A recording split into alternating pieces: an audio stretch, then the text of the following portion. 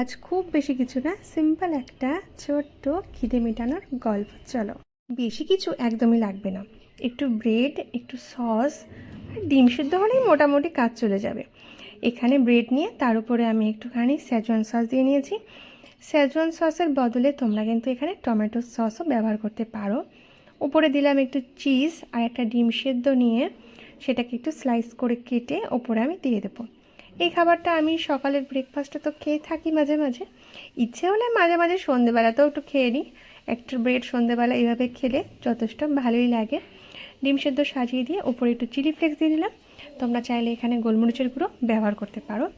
আর সামান্য একটু কুচনো পেঁয়াজ ছিটিয়ে দেবে। ফ্রাইং প্যানের মধ্যে একটু বাটার দিয়ে বাটারটা গলে গেলে ব্রেডগুলো সাজানো গোছানো ব্রেড দিয়ে উপরে ঢাকা চাপা দিয়ে চিজটা গড়া পর্যন্ত ওয়েট করলে তারপর নামিয়ে সস দিয়ে পরিবেশন করে নাও।